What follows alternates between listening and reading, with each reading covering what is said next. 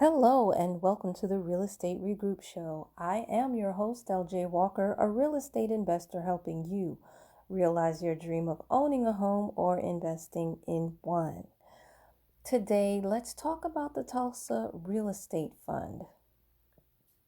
As some of you know, there is some controversy brewing again over the fund that Jay Morrison created. For those of you who are not up to speed, let me just let you know. This fund was created to buy properties in predominantly Black neighborhoods, fix these properties up, and then rent them out at a reasonable price to the people in the community. Because it is tier 2, basically what that means is that these would be properties that did not need a little fixing up, just a little bit of maintenance, and that's it.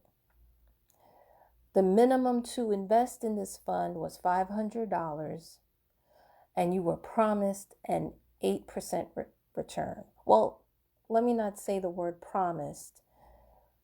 Because nobody can guarantee you a return, but the mark that he was trying to hit was 8% for every single person who invested with him. It was set up sort of like a crowdfund, okay? Well, recently, Tony the closer, who happens to be a football player, did another deal with Mr. Morrison. And unfortunately, that deal did not seem as though it panned out correctly, as Mr. Closer alleges, okay? Because I am not a part of that particular deal. I cannot verify if Tony is telling the truth or if Mr. Morrison is telling the truth. Tony, the closer, has actually organized a number of people, and they actually protested against Mr. J. Morrison. There have been other investors within the Tulsa Fund who have allegedly claimed that Mr. Morrison has ripped them off. Okay? I have not delved into their cases to see whether or not this is true or not. Anyway, needless to say, when other investors of the Tulsa Real Estate Fund heard about this, naturally they were concerned, to say the least.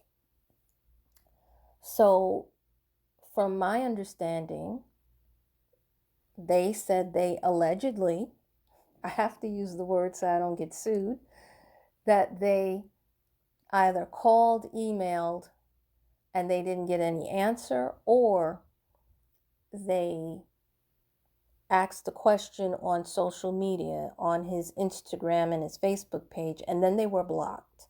I have to admit that if that were to happen to me, I would be panicking. I would be outraged and upset. However, recently, Mr. J. Morrison did make a video to answer all of the allegations that are being thrown at him currently. So, if you are in the Tulsa Real Estate Fund and you were blocked, first of all, you may have received a letter notifying you of the status. I believe, if I'm not mistaken, at first he may have said that they wouldn't be able to get their money back. And typically, normally in these kind of deals, you don't normally get it back that fast. But I believe an exception is being made because there is such an uproar going now, and he has produced a video.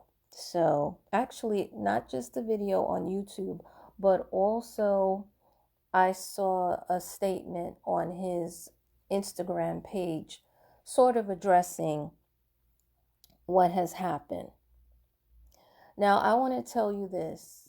Honestly, I did not invest in the Tulsa Real Estate Fund.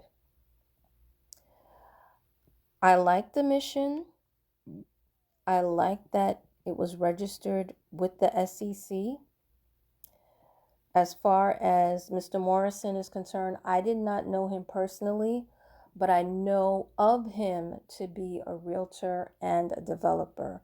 I have seen where he showcased homes on this show that comes on ABC here in New York, where he basically was advertising the homes that he had available to sell. So I knew of him that way, right? But let me go through the list of what held me back. Please understand that I only got, I guess it would be considered sort of like a preliminary contract. It was in 2017 when he was, I guess he was like beginning to present it and beginning to market what he was doing. His company actually started in 2016 though. And the thing is that for 1 year, being that he's been in real estate for this long, I just thought it was sort of a little strange that he didn't even have any properties under this Tulsa Real Estate LLC that he had. The other thing that came into question for me was, this is like a crowd fund or a REIT. And I wasn't really sure, it wasn't really clear to me that he had any experience in setting this type of thing up. And the reason why I say this is because what I read in the fine print. Okay? But before we get to the fine print, let's also discuss something else that was of concern. He had no team members listed on his site. When he first came out, it was just him and his wife and nobody else. It said that he had a board of directors, but the thing is that when you're investing in a crowd fund or REIT or any type of deal of this magnitude, you want to know who everybody is that's going to be managing your money, that's going to be involved in the decision making of where your money goes. So although I knew him to be a realtor, I didn't know the names or anything of the other people who were supposed to be working with him, nor their experience. And that was a situation for me. That was a concern for me. Next, the focus. He mentioned that he would buy multifamily land, hotels all around the world. Again, I don't know about his experience all around the world. I only know of his experience in New Jersey, and I knew that when he created this fund, he had moved to Atlanta. And he never demonstrated anything about knowing anything about international real estate. He never mentioned anything about knowing anything about owning land or owning hotels. Plus, when you are starting out, it's best to really focus on one niche in real estate. It's okay if you say, this is something that we would like to do eventually, but when you're starting out, you really just hone in on one thing, and that's the thing that you know best. And for me, from what I knew of him, what he knew best was luxury real estate. You understand? So that was a concern. There wasn't really any blueprint as far as what his investment criteria was. So after picking a niche, you normally have to have a criteria. To say to me, well, I'm just going to buy a multifamily home in a black neighborhood or in a predominantly black neighborhood, that's not enough. Are you buying 2-family, 3-family, or 4-family? Are you going to be creating parking or no parking? How many bedrooms, how many bathrooms are going to be in these homes? When I say criteria, I need it to be broken down like that. And it wasn't. And just so that we are clear, I did make a phone call to Tulsa Real Estate during their early stages, and I really wasn't given any clear indication as far as, how it is that they were specifically going to, what specifically their plan was going to be. Okay. Now, the other thing was that the minimum payment was $500. You might say, well, that's a good thing. That's cheap. That's what most black people can afford. And it's great that we're going to invest in our own. Here's the thing. When you are doing crowd funds, especially, you don't put in $500. The minimum is always $25,000. Okay? Because when you put in less than 500, the SEC is going to flag you, meaning they're going to constantly look for certain paperwork that you have to present. And as many of you know who are familiar with the Tulsa Real Estate Fund, even after he was registered with the SEC called him in again.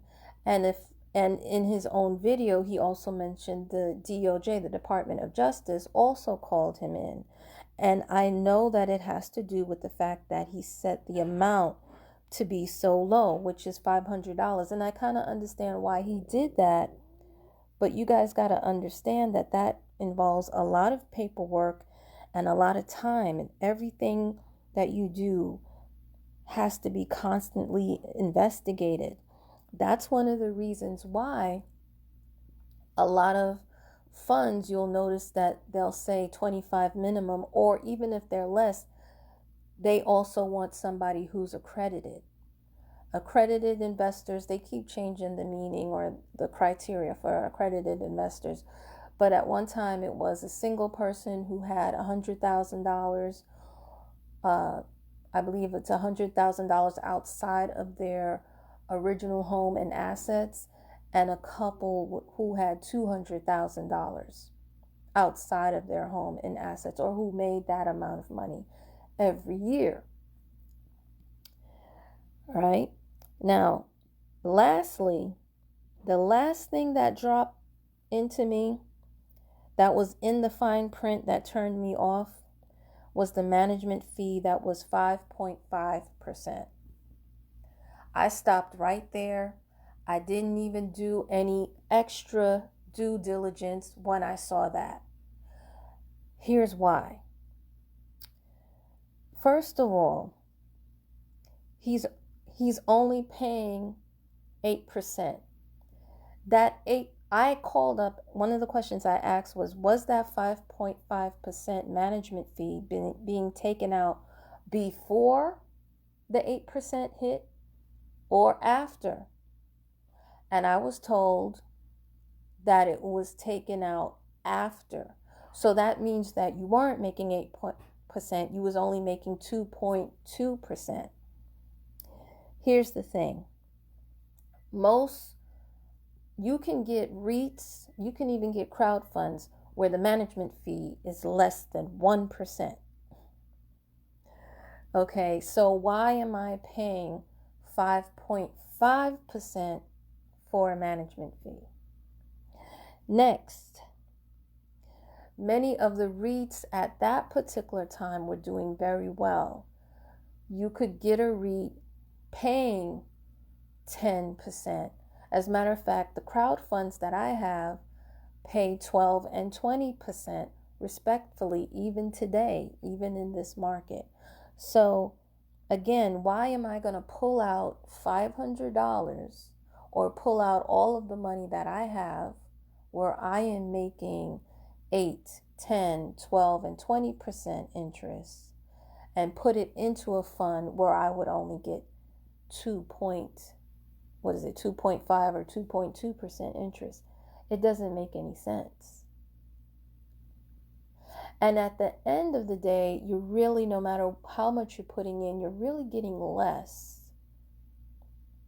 Because once you say, okay, $500 times 0.8%, that's like what, 512?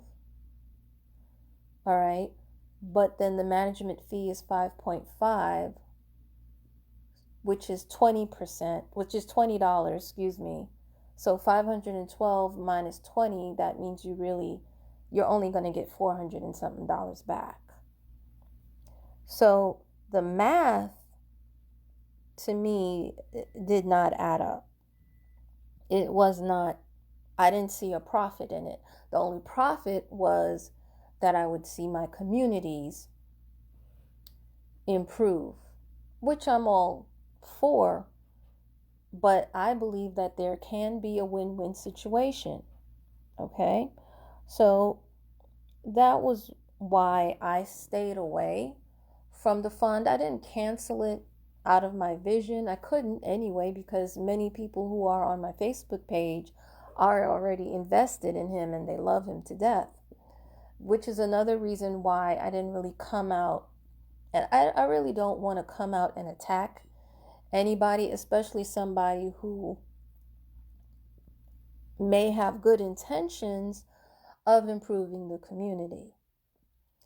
So that's why I didn't say anything. And but that's also why I didn't invest. That was just my personal prerogative. Now, as far as what I'm seeing on the internet when it comes to other investors, the investors that are angry, that are mad,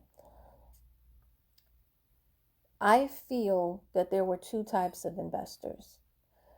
There were investors who really never invested in real estate, or who never invested in a real estate crowdfund and they didn't know how it works, who were not savvy at all, and they just wanted to support someone who they felt had good intentions.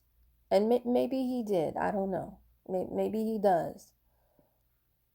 But because of this, because of their lack of knowledge and them not knowing what to look for, because even Mr. Closer said that he didn't really know what to look for. He just looked at the fact that he had a lot of followers and he seemed to know what he was talking about, which is true. He does know what he's talking about as far as real estate is concerned. But what you guys have to realize, what you guys have to realize is that there are different niches in real estate. And I think that this was a first for him, and maybe I don't want to say he aimed too high, but he didn't plan well enough for what was coming ahead. I'll put it that way. Then you have other investors who did know a little something about real estate, but they put their heart over their head. They were like, wow, this is a wonderful idea. This is great. Yes, I can use my knowledge for good. And they were so hyped up by him. Plus, he's very charismatic and he's extremely confident, that they just threw all caution out the window and they were led by their heart and not their head, which is very dangerous. Okay, so that's my analogy of what has happened. Another thing, as far as the critics are concerned, there's a few things that I just want to straighten out because I don't think people are aware. I've seen people focus on his flashiness, if you will, the fact that he wears very nice suits. Listen, there's nothing wrong with wearing a very nice suit. There's nothing wrong with wearing a very expensive suit. I don't know how he got those suits. It's not of my concern, not of my interest. But that doesn't necessarily mean that a person, that I don't believe that that should be a red flag, if you will. Okay? Um, because when you're doing business, you need to present yourself in a certain way and carry yourself in a certain way. Not only that, but a lot of people, especially our people, I'm talking to my people, Black people, we are dazzled by flashiness. It attracts us. So if he were to dress in jeans and sneakers and a t-shirt, many of us probably would not pay him any attention. Those of us who are investors, we would, because that's actually how we dress.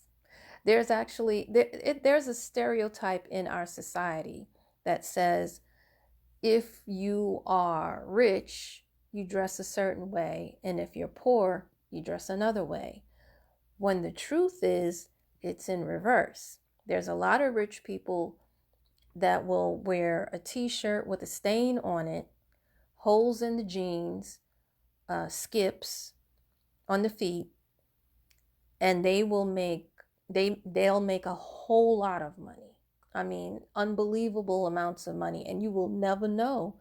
You can't judge a book by its cover, but most people do, and he probably played into that fallacy, that stereotype that we have. Another critique that I'm seeing a lot is that people are blaming the media, and they're saying that the media, meaning podcasts and radio stations that interviewed him, should apologize or they can't be trusted. Here's the thing. A lot of times, media does not do background research, or they don't do enough background research. Me personally, I'm doing this podcast. The reason why I haven't dug deep enough, if you will, is because I have a job. I'm doing deals. I have other responsibilities outside of the podcast. Since the other media, other podcasters that have had him on the show, they probably have had the same situation as well. So I don't agree with those who want to say cancel this radio station or cancel listening to this particular podcaster because they had Jay on their show. That's a no-go. All right. Next, some people want to say, well, he was on stage with XYZ, therefore we need to cancel XYZ. No, again, I don't agree with that, because just because you share the stage with someone, that doesn't necessarily mean you know them. And even still, a lot of times presenters get on stage, they don't meet each other until that day that they're on stage. And even if they did meet at one point or the other, that doesn't mean that they know each other well enough to recommend the other person to you to invest. Let me give you an example. A long time ago, as many of you know, I am a member of the New York Real Estate Investors Association. Well, the head of the Real Estate Investors Association, she went to a big forum that they have every year. And many of us that's in the club also went, not just to hear her speak, but to listen to everybody who had business opportunities that we might be interested in partaking in. There was one particular gentleman, his first name is Jason, but I don't remember his last name. He was in hotels. We were really interested in what he had to say because the returns that he mentioned that you could make were very high. We like to travel, and we thought, wow, this would be a great way to get into travel and real estate at the same time. We're killing two birds at one stone, me and my friends.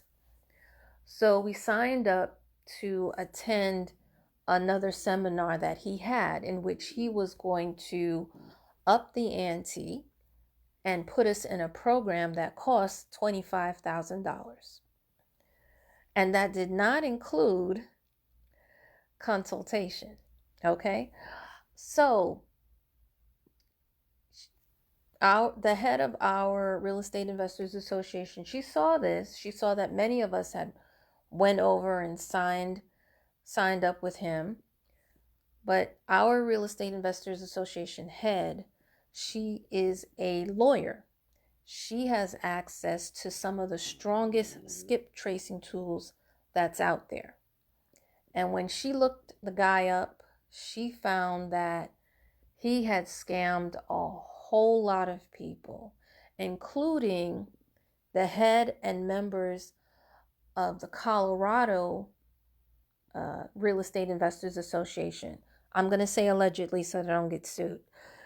So she said to us that she wanted us to be very careful in putting our money and investing with that particular gentleman because his results were not positive.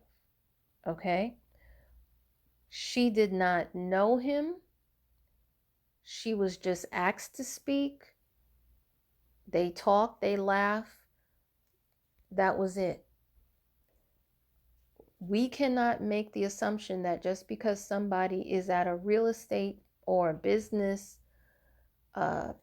symposium, forum, conference, that person will not cheat you.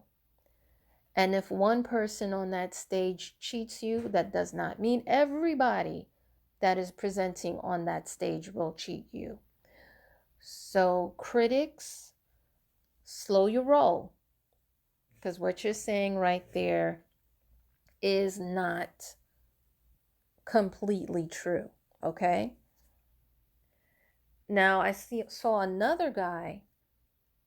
He was saying to people, oh, you didn't do your due diligence. People should do their due diligence. He's right. People should do their due diligence. Unfortunately, there really isn't too much of a step-by-step due diligence all in one document that's out there. And you have to sort of like get into real estate and learn as you go along. My book, I would say, is one of the few places where you do get a lot of information as far as what due diligence to do before you go into business with anyone. But there's still some things that you're going to just learn from deal to deal to deal. Now, this person also mentioned that you can go with Buy the Block. Buy the Block is another crowdfunding platform where Black people go who want to buy properties in Black neighborhoods, fix them up, and either sell them or rent them out. Now, here's the thing. He was making it as though you don't have to do due diligence. No, you still have to do due diligence even though that is a reputable platform.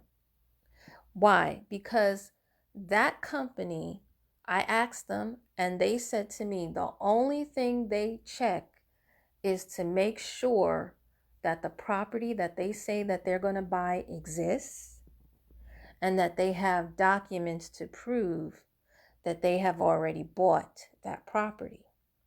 But they don't do background checks on the people to see what their financials look like. Meaning, if any of them file for bankruptcy, if anybody charged them with being a scam artist, a con artist, or what have you. They don't do that. So you still have to do your due diligence even after all of that. All right, guys. So yeah, this puts me in a very tough, sticky situation. I was trying to avoid it, but because so many people are upset with what's going on now, I felt that I needed to come out and address it the best way that I knew how. So, my friends, hopefully the information that I shared will help you make smart financial moves. Feel free to pass this along. Remember, each one, reach one, teach one. Bye for now. Until next time, have a good night.